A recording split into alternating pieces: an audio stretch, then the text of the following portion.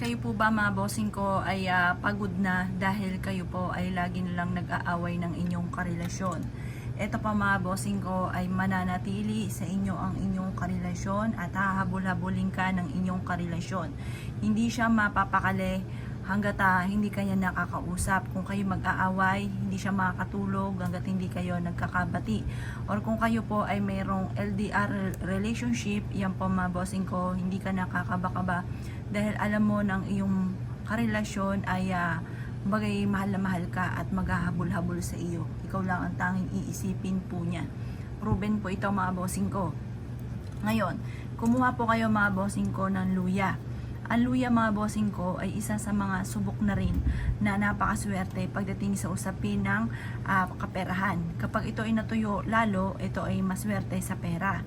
Pero ginagamit din ito pagdating sa usapin ng inyong karelasyon para manatili ang anghang ng pagmamahalan ninyo ng inyong karelasyon. Subukan nyo po ito. Ito po mga bossing ko ang ating luya. Isusulat nyo po dito sa luya ang intention ninyo sa inyong karelasyon na kayo lang ang mamahalin at hindi na siya titingin sa iba at kayo ay lagi niyang iisipin at kailanman ay hindi na siya magkakagusto pa sa iba. Ganun pa mga bossing ko, i-wish nyo na lahat ng gusto ninyo, pero paalala lamang, dapat ang gumagawa ng ganito mga bossing ko ay yung legal na asawa or ng karelasyon mga bossing, dahil maaaring magbago ang inyo pong isipan at maaaring kayo po ay diba, magjowa kayo at nagbago bigla isipan ninyo na kung mga bossing kayo maaaring hindi nyo na mabawi ito.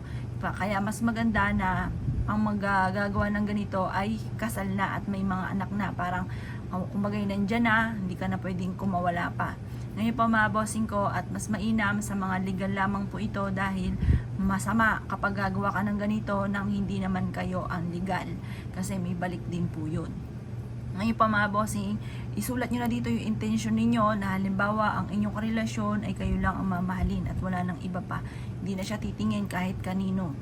Yan, ganun po mga bossing ko. At makukonsensya siya kada gawa niya ng kasamaan or hindi na siya nagpaplano ng gawa ng kasamaan. Bahala na po kayo kung anong gusto nyo i-wish. Pagtapos na po kayo mag-wish, tusok-tusukin nyo po ito mga bossing ko ng mas maganda karayom. Or kaya itong pinanulat niyo, tusok-tusukin niyo po siya. Tapos paulit-ulit hanggang sa makontento ka doon sa mga ginawa ninyo na ang ibig sabihin po noon mga bossing ko, parang pinapaalahanan niyo siya na huwag makakalimot doon sa mga bilin po ninyo, yung kung ano yung intention niyo na isinulat po dito. At pagkatapos mga bossing ko, kumuha ka ng pulang tali at isabit nyo po ito sa may bintana po ninyo. Sa may bintana mga bossing, sa mataas na parte ng inyong bintana. Doon nyo po siya ilalagay, doon nyo po siya isasabit. Makakatulong po ito mga bossing ko para ang inyo pong karelasyon ay mananatili sa iyo at maaaring sambahin kanya or mahalin kanya ng sobra.